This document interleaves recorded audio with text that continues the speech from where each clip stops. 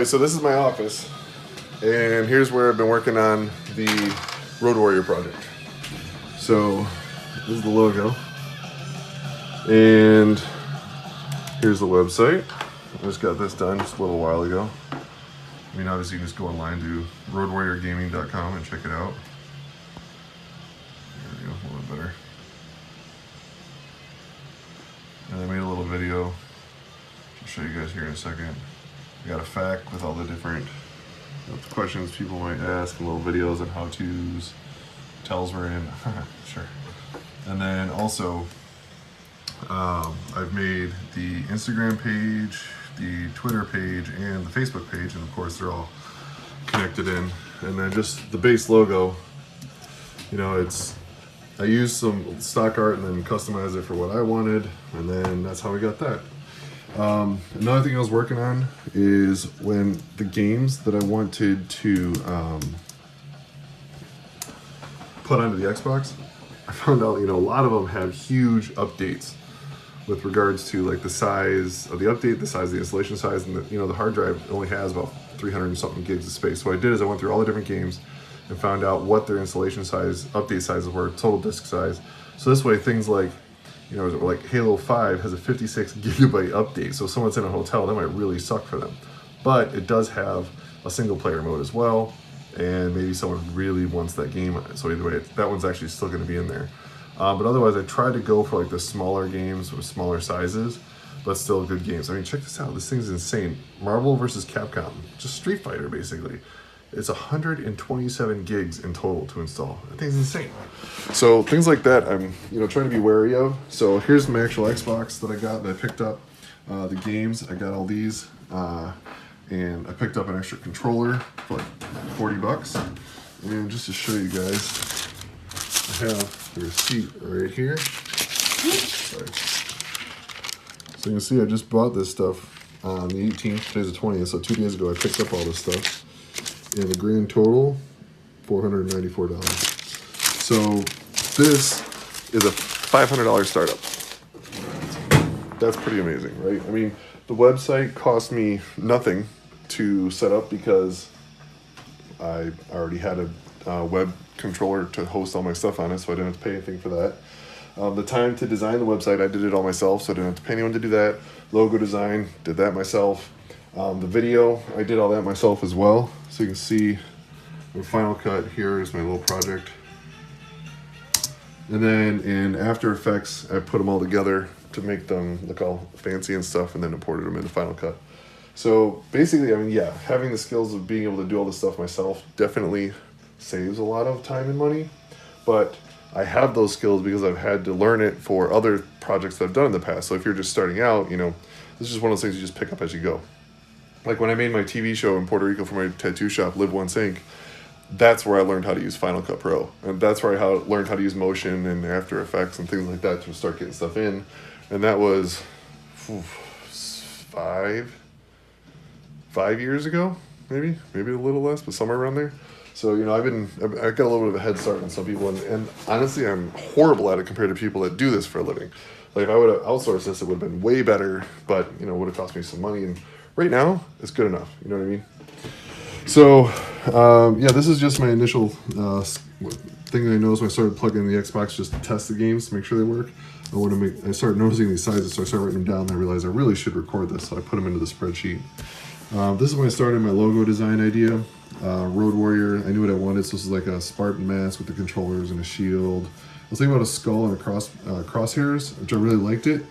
But I'm thinking if this thing's got to go into hotels and be kind of mainstream, I really need to make sure that like some hardcore Christian hotel manager in, you know, Iowa is going to like the logo, or at least, you know, think it's acceptable, because I'm going to put this thing, I'm going to spray paint it on the top of here. And, you know, it's going to be on the case and everything else that I ordered, which is coming in Tuesday. It's coming in Tuesday. Today's Sunday night.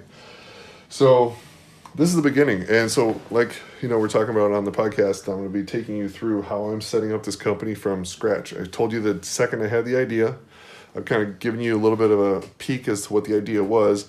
I just didn't want to say what the name was or anything like that until I registered the domain and actually secured the name myself. which I just did yesterday. You can actually go and look at the Who Is information for roadwarriorgaming.com, and you'll see I just registered this yesterday, and that's how I come up with my domain names. I'll probably talk about that in the podcast as well, so I'm not going to go into it too much here. This is just for visuals. But yeah, this is about it. Here's my mic, and then I got my laptop, just a little, a screen here. Got my mascots, my Doom guys. This is my CBD oil from Cure CBD, QURCBD.com. Best CBD oil in the world for sure. And then this is just the test Xbox. My Xbox is actually down there. And it's on, as you can tell. So that's what I play. Yeah, so that's it. That's how I did it. And all of this work, from the time I decided, hey, I'm going to start making the logo, up until where I'm at, everything that you see that I have done now, it took me, what time is it? It's 10 now, probably around 8. It probably took me about 10 hours today. But I spent all day today on my Sunday doing this. So to me, but I love this stuff. It's fun. So I have no problems doing it. Yeah, cool. So that should do it. That should give you a little bit of insight into my world here and where I make everything. Hello, everybody. Welcome back to the podcast for Art of the Hustler. My name is Adam Kellen, and I am the Art of the Hustler on Instagram and Facebook and all those other fun places. So I hope you guys are having a good long weekend with Martin Luther King weekend this on Monday. Most of you are probably taking vacations and holidays and chilling out, and I am starting up that new business idea that I had. So I know I've talked to you guys about it before, about the idea. A couple weeks ago I said, hey, you know what? I just came up with a new business idea, and I'm going to start it on Monday.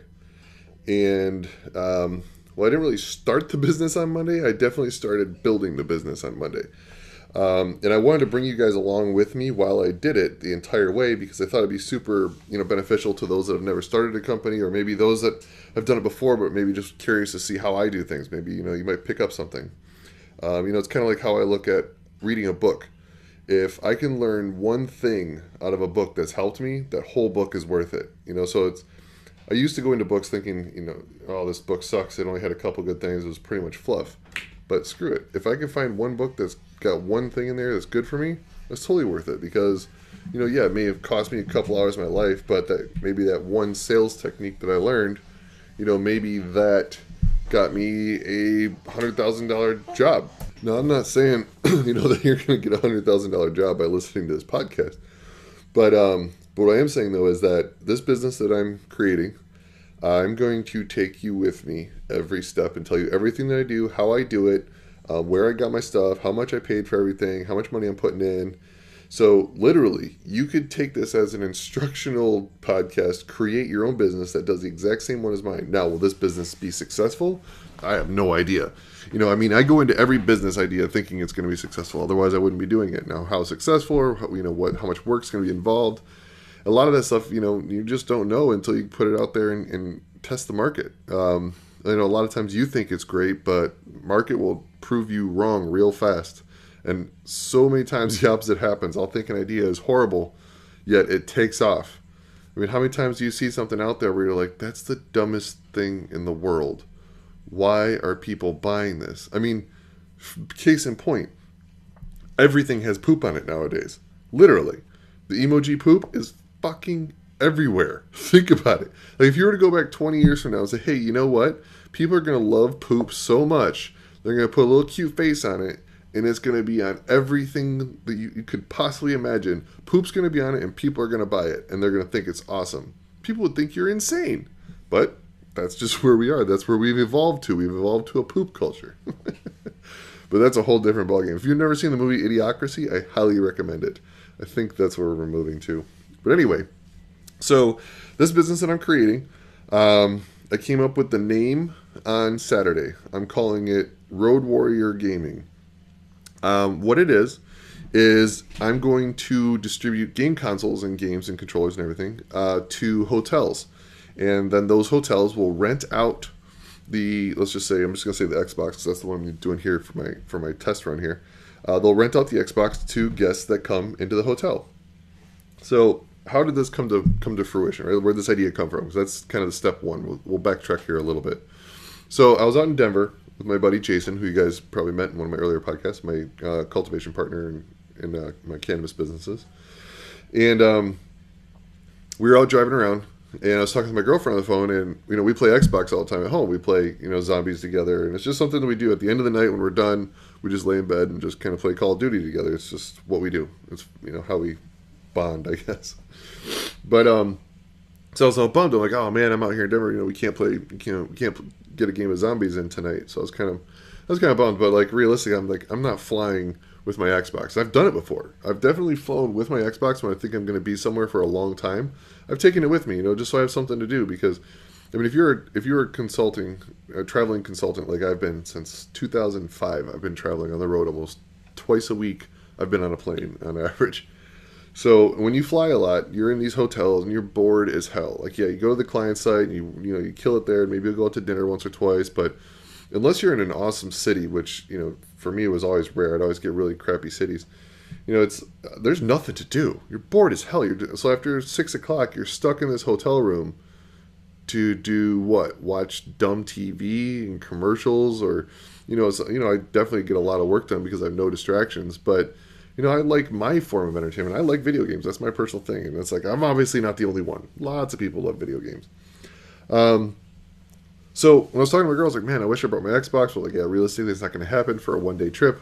I was like, hey, I wonder if the hotel has an Xbox I can rent. Like, really unlikely, but why not ask? So I went into the hotel, went up to the lobby, and I was like, hey, do you guys happen to have an Xbox for rent? And she's like, no, we don't. We did have a Wii at one point, but it just became too much of a hassle for us to manage it all and everything, so we just stopped doing it. And I was like, well, that seems like an easy solution to fix.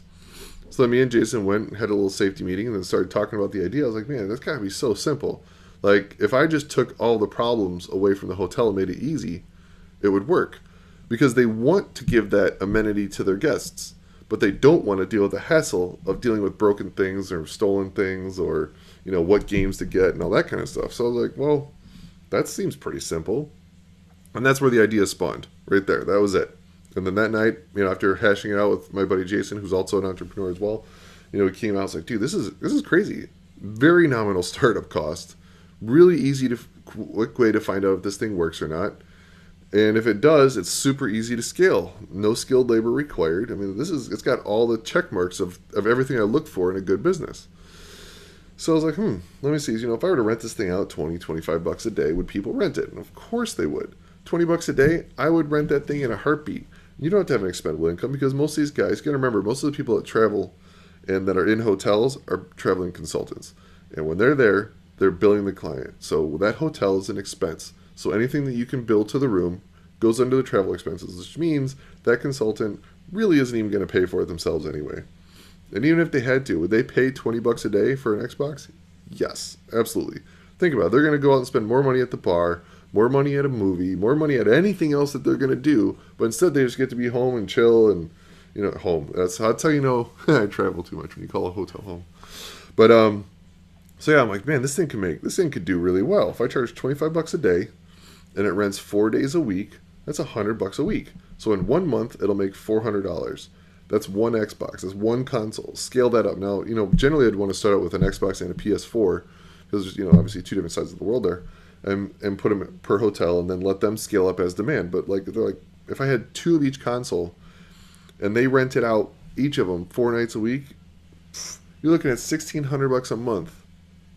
Reoccurring revenue. I mean, after the first, month and a half, you've made your money back. And then after that, it's pure return. So I'm like, wow, I really like these numbers. So then we went back to the hotel. And I started talking to the lady in the lobby and gave her my pitch. I was like, hey, this is what we want to do. She's like, well, we're actually a privately owned hotel, so we could do that. And I like the idea. I think it sounds awesome. Let's take it to the general manager. So I got my in. I'm like, okay, sweet. So my next task was to create the business, create the actual, the name, the brand, the flyers, get the console together, test it out, prove it out. How am I going to do this? Get waivers. There's obviously a lot of work behind it. But the first step, is just starting it. That's always the first step. And it's funny is how hard that step is I shouldn't say that. What's funny is how hard it seems to be because no one ever takes that first step. Everyone has got a great idea. I mean, I'm sure every person listening to this has heard someone, or even yourself, said, man, I got a great idea. And that fucker sat on a shelf and did nothing. So take the execution. Just fucking do it. You know, I get my friends make fun of me all the time for all these things that I start up and I try, and how, you know, it's like, dude, you're always trying something. You're always, you know, trying something new or trying something. And, you know, most of the time they always fail. Why do you even bother? It's like, you know why? Because when that one hits, all of a sudden, you know, it's made me a couple million over years, or it's made me a couple grand or whatever. It's like I wrote an ebook once on years ago that I just decided to sell just to see how that worked. And I made $5,000. So fuck it. It cost me a couple days worth of time and I made $5,000. I'll take it. You know, who cares? So sometimes they're huge hits. Most of the time they're complete flops, but it's just worth, I mean, I look at the investment. It's like, okay, it's going to cost me maybe $500. Let's say $1,000 tops to do this whole thing end to end to test it out. Is it worth $1,000 in a few days of my time to find out if I can make a business that could return a couple $100,000 in a year? Yeah, I'll take that risk. I mean, people play the lotto for worse odds than that, and they'll drop. How many people do you know of will drop $100 in a month on lottery tickets on shit that you can pretty much guarantee you're not going to win? I hate it when I see people playing the lotto. I'm like, why the fuck are you buying lottery tickets? Fuck, stop that shit, man. Take that money and invest it in a sound business idea and make that shit fucking happen, dude. Like, come on. God, it's so frustrating just to watch people throw their money away. A hope and a dream when there's a real, honest fucking way you can make money. Even like, let's say you already had something going. You had something, you're like, oh, but I only play $20 a week. It's not that big of a deal. Fuck that. Take that $20 a week, go on Facebook or Instagram and buy ads for whatever it is that you're doing and put that money towards that. Because you know what? If you get one client from that, you're going to make more than you're going to win in that lotto. Fuck, man. Stop playing the goddamn lotto. Play yourself. Jesus. So anyway, sorry. I hate to digress, but I have a little pet peeve on the lotto. Which is funny because I buy my daughter scratch-off tickets all the time. A horrible example.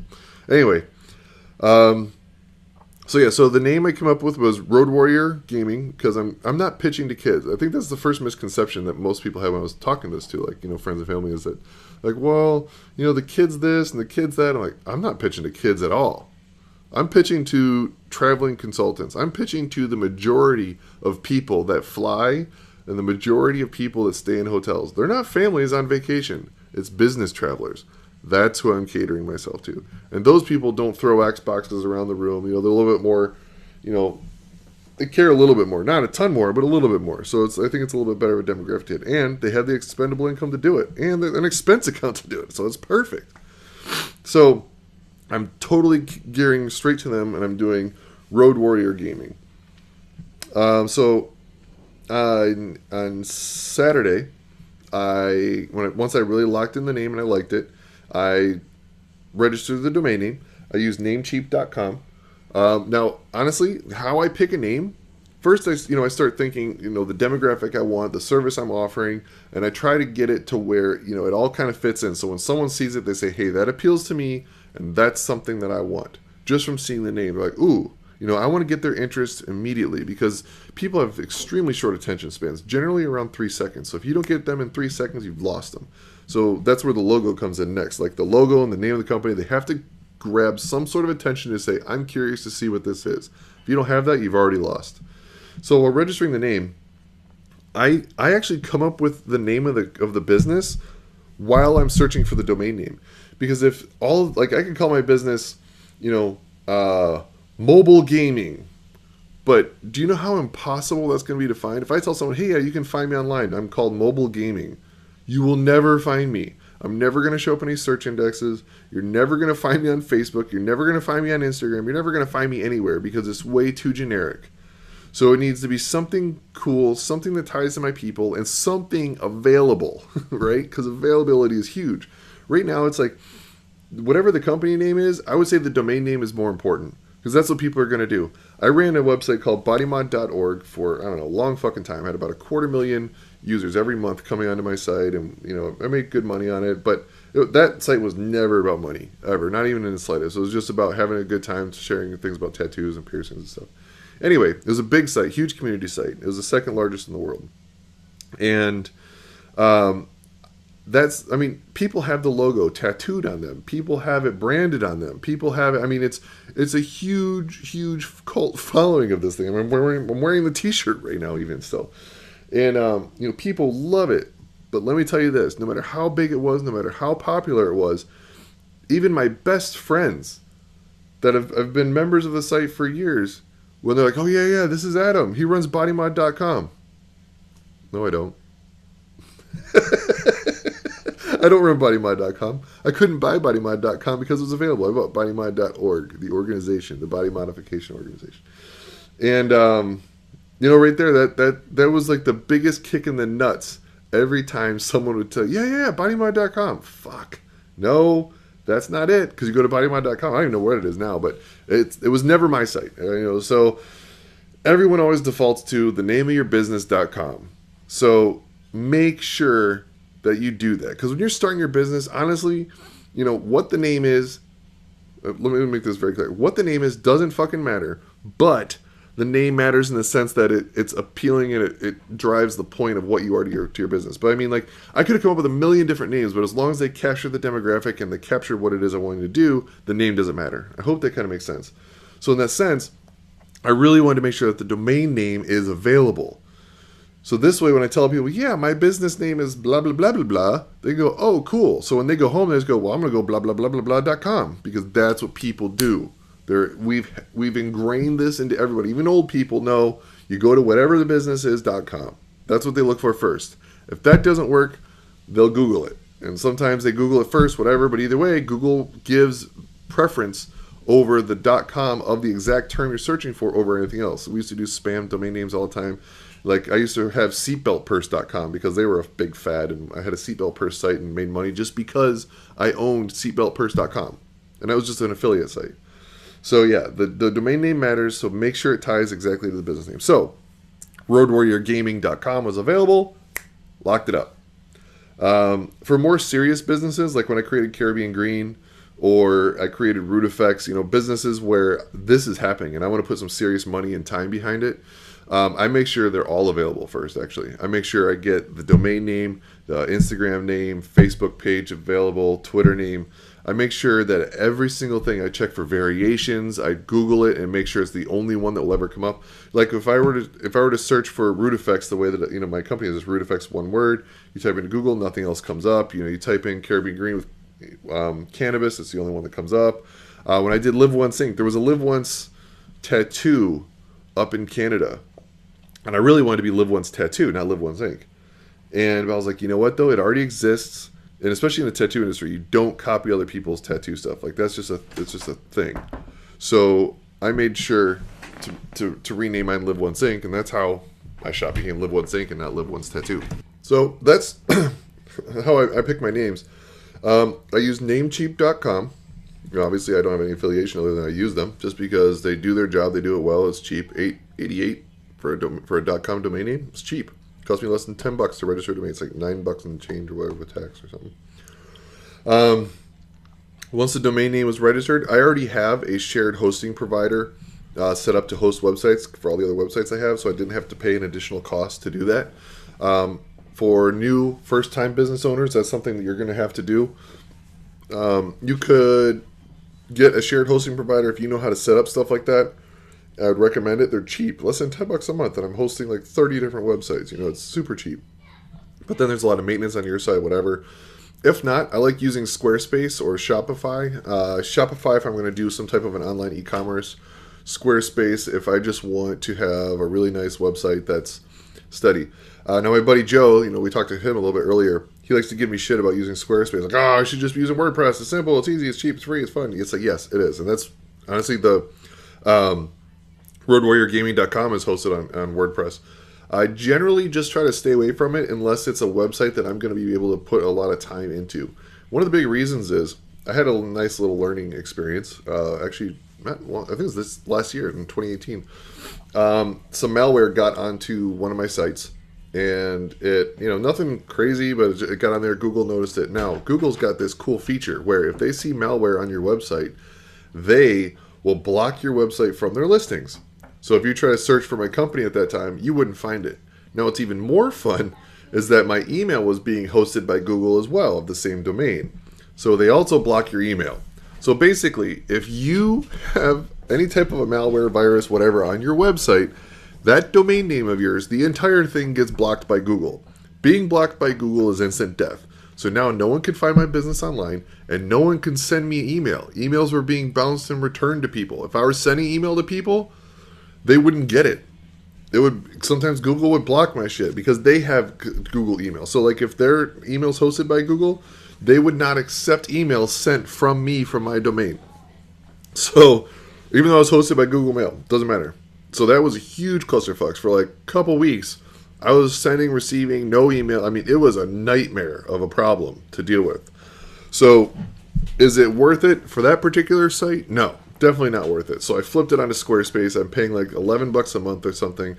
And now I don't have to worry about the malware problem, whatever, and I have a nice little, corporate site up. Super simple and easy. So depends on what you're going for, obviously. WordPress, a lot more flexibility. You can have a lot more plugins, a lot more templates to choose from, things like that. Shopify, I just really like their e-commerce platform a lot. So for my QurCBD.com, QURCBD.com, that's all on Shopify, so that I could do selling of the oil on there. So my shared hosting, I use HostGator.com, super cheap, super simple. But yeah, so like I'm already paying for that, so that's not really an added cost for this business. From there, I registered the Instagram name, the Twitter name, the Facebook page. I set all that up. Again, that's all free, so there's nothing to charge for there. There's no added costs on that one. The email, I'm currently with Namecheap. They have email forwarding, so I just have my email, all emails just being forwarded to another current email that I already have. So you could email me, at Adam at RoadWarriorGaming.com, and it's just going to show it to my other emails. So I don't have to monitor another email box. And if I really wanted to, if it's something super important, I could then establish the email later to send out the email to make it look like. I mean, honestly, you could even spoof the email headers to make it look like it came from an email address that doesn't even exist. That's actually super simple, and it's been around since the dawn of email. So if I really needed to, I could do that without actually having to set up all the effort of the MX records and DNS and all that kind of fun stuff. So now that I have the domain, the next steps really were to go out, buy the console and the games, and to get a logo going. Those are the first big things. To me, a logo is huge because it really represents the company that I'm building. It builds the brand, and that brand is the real identity of the company. It's it's now a thing. It's a person. It's an entity of itself. So when people look at it, they go, oh, they know that. Like when you look at Coke, everybody knows Coke. When you look at Home Depot, everyone knows Home Depot. It's like they have their color, they have their logo, they have it so identifiable that when you see it, you know exactly what that is. The Nike swoosh, everyone knows what that thing is. No matter which way you look at it, everyone knows what that swoosh represents. 3 stripes for Adidas, etc. So, I mean, they've put a lot of time and money into building that brand. So we have to do it kind of quickly. So I try to do things that really hit home. So I have a little sketch on my little notepad I put together, like a little Spartan helmet with like a road and some game controllers and a shield, kind of like, warriors and things, Spartans and whatever. So I had a little sketch that I put in. From there, I went and I used, there's some stock art websites online. So from there, I grabbed some stock art stuff, kind of messed around with that and put that together, tried a bunch of different logos, and then I found the one that I liked. So what I wound up designing was it's a Spartan helmet with the controller in the eyes, a little red fuzzy thing on top, and then just Road Warrior Gaming on the bottom. It's something simple, kind of elegant, and not too overly dramatic. I think it says everything I want in that logo. One thing I had to, I had to pull myself back from was, especially going down the gaming route, I was like, oh, how much fun can I have with this?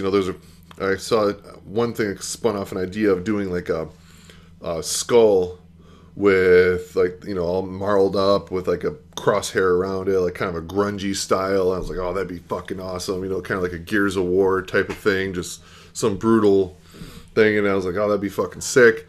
But I started thinking, I'm like, you know what though? This thing's got to go in a hotel, and I got to appeal this to everybody. And now again, I'm not appealing to kids, so I'm not too worried about making it all Mickey Mouse and shit.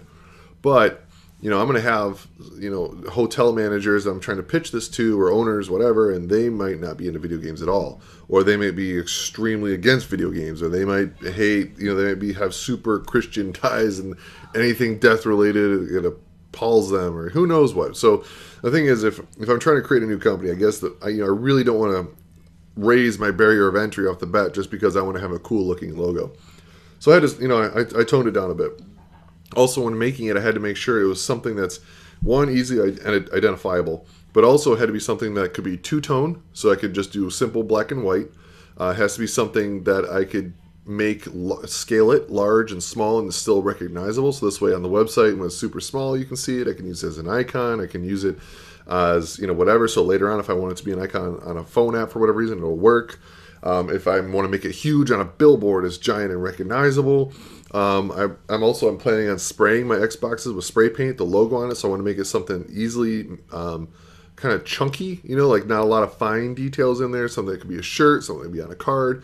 So when I come up with logos, I want something that's going to be, easily identifiable and transformable to all these different mediums. And that's just something I've learned over time. I made an awesome logo, and then all of a sudden I go to print it, and it's like, oh shit, there's like 16 million colors in this thing. It's never going to look right on a t-shirt. Or it's like, oh, I have this great logo, and it's all super fine detail. It looks so sick. It's all hyper realistic, whatever. And then it's like, okay, cool. How do you put that in just black and white on a black and white mailer that you're going to do? It's like, oh shit, you can't. It looks like crap. You convert it to grayscale and it looks like shit. You know what I mean? So all these things, I kind of go through my head. I don't really have a list. I've just done it so many times. I just know it. It's like muscle memory at this point. When I see it, I know it will work or it won't work. So when I design my logos, you'll notice most of my logos, they're very simple. Very, very simple. And there's a very good reason. If you look at the vast majority of logos out there, they're simple as well for the exact same reason. If for some reason I'm really hooked on a super fancy, detailed, colorful, whatever logo because I either think it's necessary or whatever, I will then try to create a secondary logo or a secondary version of that logo that can be manipulated into all those other forms that I need. So it's just something else to think about when I'm doing stuff like that. So on Saturday, I went to GameStop, and I went to go buy the Xbox and games and everything, and I budgeted myself $500 to get 5 games, a controller, an extra controller, and an Xbox. And I knew right from the get-go I was going to buy this stuff used, because who cares? It's going to be used by a ton of different people. No one's going to think, oh, it's not brand new, because they're all going to think, oh, it's been used. Of course it is. It's a rental unit. So no big deal there. So that's going to save me some money right off the top. So I went to GameStop. I bought a used Xbox One S, and I wound up buying, I want to say 10 games. I also bought one for my son. I bought him Ghostbusters. He's a huge Ghostbuster fan. But anyway, I bought all the games used as well. So used games are super cheap. Actually, I have the receipt right here. Hold on. Okay, so here's what I bought. And I have that video of me working on stuff. You'll actually see it all. But I bought a used Xbox One controller for $36. They're normally 55, 40, somewhere around there, new. So hey, I saved $20? That was a good savings right there. The Xbox One, I got it used for $200. Perfect. That thing's a $300 console. Saved $100 there. Then I bought Assassin's Creed Odyssey Deluxe. Now that's a brand new game, so I paid $45 for that one. So that one I hit, but it's a new game, and I really wanted those new games to be there, so this way when people go to play, they're like, oh, awesome, they got new shit. It's not just some games from 4 years ago, because that's always lame. Call of Duty Infinite Warfare Legacy, because that one has the 2-pack, so it's Infinite Warfare and the remastered Call of Duty 2 or whatever one it was. I got that for $9. Call of Duty Black Ops 3 for $9. I didn't buy Call of Duty Black Ops 4 because, even though that's the game I love playing all the time, because it's online only. So if someone doesn't want to play online, which, sometimes you might not be able to or whatever, then that's going to be kind of a waste. You're not going to be able to play the game, and that sucks. You know what I mean? So I didn't do that. I didn't get 4. Fallout 4 I got for $7. I got Halo 5 for $9. Madden NFL 18 for $9. Marvel vs. Capcom Infinite for $17. NBA Live 18, $9, and NHL 18, $22. I hate sports games, but I know a lot of people love sports games, so therefore I got one of each major thing except for baseball. Who the fuck likes playing baseball games? Fucking stupid. Titanfall 2, $7. And then here's where the fun stuff comes in. Because I bought so many used games, if I signed up for their Power Up Rewards program, they have a deal where like you get so much off for every used thing you bought. I actually saved $1 and some change here because I signed up. So because I signed up and I bought so much used stuff, they took $1 off my purchase.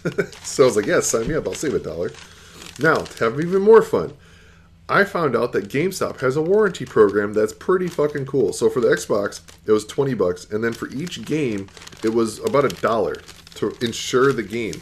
And I can take that Xbox, smash it on the street, bring all the pieces in, and they'll just give me another used one. So there's my insurance policy all covered up. So yeah, I mean, obviously I'm going to have something so when these people at the hotel, they rent the Xbox, they sign a form and a waiver saying, yep, they're going to put a hold on your credit card for $500, and that's, you know, if anything's lost, broken, damaged, whatever, we're going to take it out of that. And, you know, and we'll have a little sheet on there, just like as if you walk into the hotel and you buy the peanuts and the candies and whatever, it tells you how much each thing is. They're astronomical, right? So if you steal my Xbox, I'm going to charge you $400 to get a new Xbox. Plain and simple. And honestly, people, I have a feeling are going to be fine with that because one, most people aren't going to want to steal it or forget and accidentally pack up an entire Xbox and take it home. And two, everyone knows you fuck around with the hotel stuff, that shit's astronomically expensive, way more expensive than anywhere else you're going to buy it. So it's not absurd. It's kind of like airport prices, right? So I think I'm covered in that department. But then also, let's say someone does break it or whatever. Okay, cool. I have the broken one shipped back to me. I take it back to GameStop. They give me a new one. Boop, ship it right back. Fucking awesome. My insurance policy is covered through GameStop's insurance policy. Now I don't even have to worry about it. So that's pretty bomb. So yeah, so the total of that, all those games and Xbox and extra controller and everything, $494. And that includes the Ghostbuster game, which isn't part of this, and that was like $18. So really it was a little bit less now that I think about it. So score one for me. Once I got home, I plugged in the Xbox, make sure I tested it all out, tested both controllers, and then went through the games, started making sure all the games worked. Obviously, want to do a little bit of Q&A. And then one of the first things I noticed was that each game has to be installed to the Xbox, so that takes up a certain amount of space. And then a lot of them needed updates. And some of these updates or most of these updates are in massive amounts of gigs that are required. Like, so I did is I had a little paper sheet where I wrote down the name of the game, how much it takes to install, and then how big of an update. Because I'm thinking, hey, if someone needs to update and there's in a hotel, is this even possible? So to give you an idea, one of them, Halo 5, once you install the game, it's 46 gigs to install, which is fine, just copies it to the hard drive, whatever. But to play it, it wants to download a 56 gigabyte update. Do you know how long that's going to fucking take in a hotel? Holy shit, probably all week. Like, realistically, probably not even possible. But some person may really want that. They may pay for the extra high-speed internet because they really want to play Halo. Because Halo is one of those games where people just really love to play that fucking game. So I put it in there anyway. But I went through all these games and tried to find the ones that had lower update patches size-wise. And this also presented something with me I got to do, which is I have to let the customer know, hey, this game's going to take this much of an update to play. So on my little CD book that I bought on Amazon, where I'm just putting the CDs in because I'm not sending the cases, obviously, I'm going to have a little sheet that just says, hey, this game requires a 31 gigabyte update. NBA Live requires a 13 gigabyte update. Fallout 4 requires a 7.6 gigabyte update. So this way, if someone like me sees it, like, oh shit, it's like, well, you know this. Like, especially if you've been playing Xbox, you're very well familiar with how these things work. But I'm like, okay, cool. I'm going to start playing it, and then I'm going to download those updates and leave this thing running while I'm at work the next day. So when I get back to the hotel on day 2, boom, all my updates are installed. Because also remember, it's like, yeah, the games are huge, but you're also getting a media device where you can download Amazon Prime and Netflix and a bunch of other little games, whatever. And if you sign up with your Xbox Live accounts, all your other stuff comes down with it. And you can chat with your friends and, all that fun shit. So there's a lot more to it than just these games. This is kind of like the starter pack for the rental unit, So after I tested all those out, got those working, picked out the games, that was done. Sweet. Next, I needed to make a website. So I went online, I started making up my graphics, I started making up the site, downloaded the templates, started putting all the stuff together in the pieces. And now that's available. So you can go to roadwarriorgaming.com right now, and you can see the website. It's up. It's live. Then once the site was done, I made the social accounts and then tied it all together. So this way it's all nice and it should work. It should work out really well. I still want to get some promo pictures. So once I get this thing all cased up, I'm going to take it out to the hotel and get some photos of it in the hotel with the logo, all painted up and everything so people can see it. Also, I ordered a hard shell case on Amazon that I'm gonna with foam, so I can put all this stuff in there. That I've ordered 2 because I'm not sure which one I'm gonna like. So once I get those in, those are supposed to come in on Tuesday. Once I get those, I'll do a review and I'll show you guys, which ones they were and how how they worked out. But yeah, so once the case is done, I'm going to bring that out. I'm flying out to Denver, I think, at the end of this week, maybe on Thursday or Friday. I'm going to that same hotel. So it's going to be perfect. I'm bringing that with me, which is why I'm on this hard deadline, because I want to have this whole thing done. I want to have a whole package ready. So when I go back out there, I can be like, hey, look, boom, here it is. Let's put this fucker in your hotel and start fucking making some money. So I also got to make some more stuff. I need to make some flyers and a little acrylic stand in the front for when people check in saying, hey, we have Xbox Ones for event, and a waiver form. I have to have the sign-up process done. So there's more work to do, but it's just work, hump work. Just got to get it done. And it's a long weekend, so hey, more time for me to get this done. So that's always awesome. Also, I'd like to point out that all of this stuff that I was doing, I did this while I had my kids with me the whole time. So I brought my kids. I have 2 kids. I have a 7-year-old daughter and a 3-year-old son. Brought them both with me to GameStop. And I told them what I'm doing, and they think it's kind of cool. I involve my kids in almost everything I'm doing. The only thing they're not involved in at all is my cannabis business, because for laws and all kinds of things. So they have no ties to that whatsoever. They don't even know I do that one. But everything else, like this stuff, they know what I'm doing. My daughter knows. That's what, I hope gives her inspiration to go and be a little entrepreneur later. And she does it now. I'm already seeing it, so I'm stoked. But yeah, I bring my kids with me for all this stuff. So I bought the Xboxes, when I was making the websites, whatever. I was at home with my kids, so they're running around like crazy little fuckers, and I'm building up websites, and we stop and eat lunch and whatever. So, it's fun. It's like for me, it's not work. I enjoy doing this stuff, and I get to be home with my kids while doing it. So it's a win-win. You know what I mean? Also, on a kind of a side note here, I was talking with my girlfriend the other night, and we were just bullshitting about the tattoo shop stuff. This is just a little segue on how conversations can take you in a whole new different directions, just because you put yourself out there, right? So I was talking with my manager, Alexis. He runs my tattoo shop down in Puerto Rico. And we were talking about, I was talking to him about gaming, because I was like, hey, because he's a gamer as well, but he's more of a PlayStation guy, so I want to get his opinion on things. So we're calling up, talking to him, and we're just bullshitting about stuff. And we started talking about the industry, about, what jewelry to buy and this and that. And then he was like, well, I know someone that might be interested in more of the high-end jewelry. There's this one guy that we tattoo, and he pierces them. And he's a famous DJ person, whatever. I'm like, okay, cool. Yeah, that's neat. We get, Puerto Rican hip-hop stars, whatever. And I was like, cool, yeah, let's see if we can give him the text. He's like, yeah, because he's got, like a couple million followers. I'm like, whoa. And also, I'm like, wait, what? Now my attention is peaked. Wait, couple million followers? Like, oh, yeah. And he's just the DJ? I'm like, well, who the fuck's that main guy? He's like, oh, he's the DJ for Bad Bunny. I'm like, oh, fuck. I don't listen to the guy, but I sure shit know who the fuck he is. That dude's got 14 million followers. He's the latest hit down in Puerto Rico. Shit, Puerto Rico only has 3.5 million people on the island. So that's a huge accomplishment.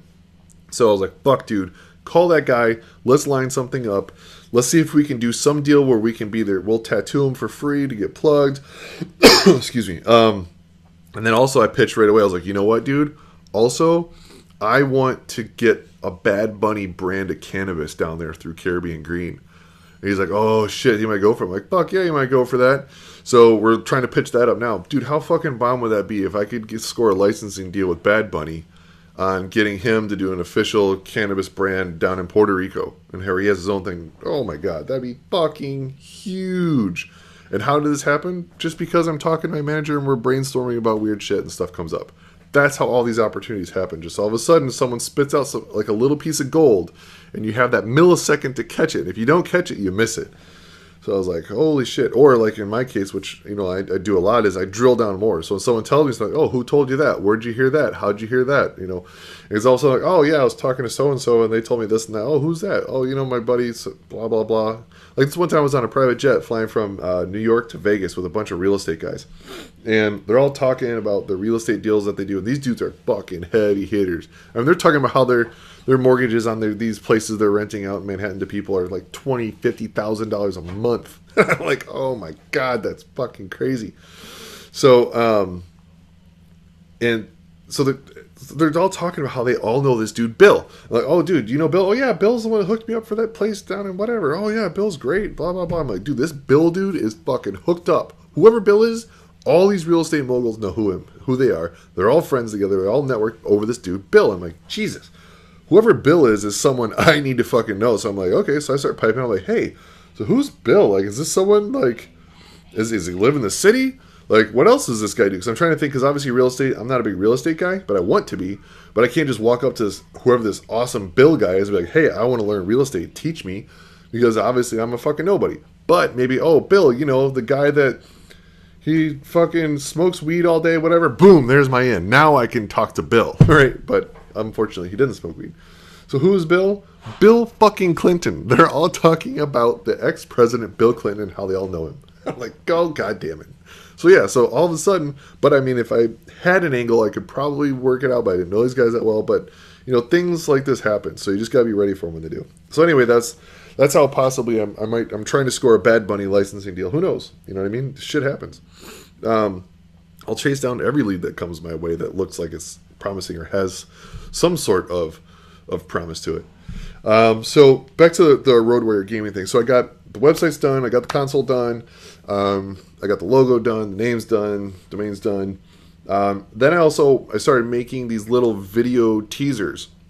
These little video teasers made so that I can use it on the website. I can show it to people, basically build excitement around it. So because what I want to do is make a little video of a Road Warrior going into a hotel, renting the Xbox, going up to the room, hooking it up and playing, and then kind of splice in the logo so I can have a little bit of a 30-second promo thing, put that on Instagram, start advertising it just to get the word out there, get the brand out there, and then I can start showing people, hey, look, when I walk into hotels, we have a lot of followers, we have a lot of people that love this stuff, something, anything that can entice these guys to want to do it more. So that's what I'm working on now. Right now I have like 3 little teaser videos made, used through After Effects, Final Cut, and a little bit of some other little magic tools. One site I should recommend to everybody is called, I'm going to pronounce it, Envato. If you Google it, it will correct it. But basically, it's a whole bunch of different types of stock everything. Stock images, stock sounds, stock videos, stock After Effects clips, stock website templates, stock everything. Pay a small fee, and then you can go to town from there. I use them all the time. It helps me, 1, it helps me get ideas for stuff. 2, it helps me save a shit ton of time on making all this shit. Especially like when I'm coming up with new logo ideas or whatever. Sometimes what I'll do is I'll go through and I'll find something like, oh, this is awesome. I like the idea of it. And then I'll pay the $10, so this way I'm licensed to use it. But then even then, I still change it to how it is that I want it, But you don't have to. You can do whatever you want. Another trick for you guys to save a lot of money on building up business stuff is Fiverr, Fiverr.com. Basically, anything that you want to do, someone will do it for $5. I use them all the time for weird shit. You can use them for logo creation. You can use them to make little intro videos. You can use them for voiceovers. You can use them. I use them a lot to do embroidery designs. So when I want to take an image and turn it into the stitch layout pattern to make an embroidery, $5. I'll have the thing back in a couple hours sometimes. So super awesome site to get a lot of cheap stuff done. Check it out if you haven't seen it before. But yeah, that's pretty much it so far where I'm at. I think I've caught you guys up to date. So next I'm going to start making out my forms and my waivers and all the little pamphlets and flyers and things like that. But that's about it. I'm going to get this bad boy ready. Once all my cases and stuff come up, we'll videotape that one, putting it all together and what that's going to look like. But yeah, so like I said, I'm going to bring you through everything I'm doing and how I'm doing this business. So any person listening to me can do exactly what I'm doing. And you can spend less money. I mean, you can get a regular Xbox, save $50 there. You can get 5 games as opposed to 10. Save another $50 there. So you could do this even cheaper if you really wanted to. But I'm doing it the way that I think will work best, and I'm budgeting myself about $1,000 to go through this whole thing to see if hit or miss. But yeah, I hope you guys do it. Also, I'm really trying to prove my point that the idea means shit. It's all about execution. This is me executing it. This is me executing an idea that I think is awesome. I've been telling this idea to everybody. I told the GameStop guy. I've told the hotel people. I've told other friends of mine. I've told people. I've told you guys. I'm broadcasting. I'm exactly what I'm doing. So everyone that thinks your idea is sacred, I think it's a load of shit. But hey, prove me wrong. You guys totally should come up with the same idea. Hopefully, it would be fucking awesome if one of you out there, or maybe multiple of you, come up with do the exact same thing I'm doing. Maybe have a twist on it that makes it even better. You guys succeed, and then somehow we join up. Be like, hey, look, you got these 3 hotels. I got these 15 hotels. How about I just buy your hotels off you, and I'll buy your fucking Road Warrior Gaming and mash you into my whatever gaming site is, and I'll give you, $5,000. Fuck yeah, I'll take that deal, and then we'll do business together. I just made $4,000 on my return. Fuck yeah, win-win all the way around. So hey, who knows what'll happen? But either way, I hope you guys try it. They're looking for something to do, or maybe you see this as, you know what? I'm not a gamer. I'm not into games, but this same model would work perfect for XYZ, whatever XYZ is. Hey, maybe you want to rent out laptops or ebook Kindle readers or something. Who knows? Whatever it is that's out there. But I'm sure you could probably come up with something or some little tweak on this to make it your own as well. But either way, I hope this helps people. I hope you guys are learning how I'm doing stuff, and it's going to be interesting. Also, if you're just curious, if you're really bored this weekend and you need something to do, and you're interested in how I start businesses, a long time ago when I started my tattoo shop down in Puerto Rico, I videotaped the entire creation of that process as well, and put it on I had a TV show called Body Mod TV, bodymod.tv. The website's down, but it's definitely still up on YouTube and on Vimeo. If you search for Body Mod TV, I'm sure it'll pop up, or Live One Sync. There were probably, I don't even know, maybe at least 20 episodes or more on everything from, hey, you know what, I think I want to open a tattoo shop, from the time I had the idea all the way up until I opened the tattoo shop. Actually, it goes all the way up until the point to where, if you follow all of it, it goes up to where I expanded my shop when I got this store next to me, and then expanded it. And when I opened up the shop out in California, I just kept going. That even got its own TV show. I got 6 episodes that we filmed. I filmed, edited, directed everything, the whole thing down in Puerto Rico myself, and then we put it up on TV down in PR.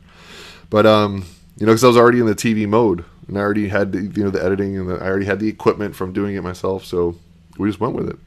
But yeah, so who knows where things are going to take you? So just keep doing stuff and keep following things.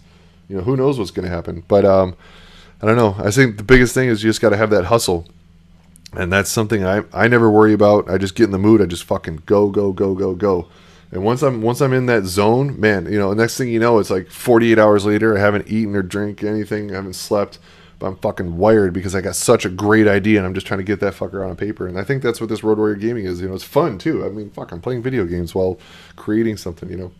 So yeah, hope this guys helped some of you out. If you have any questions, hit me up Instagram. You can hit me up on Instagram. You can hit me on artofthehustler.com. Twitter, I don't really check, even though I should.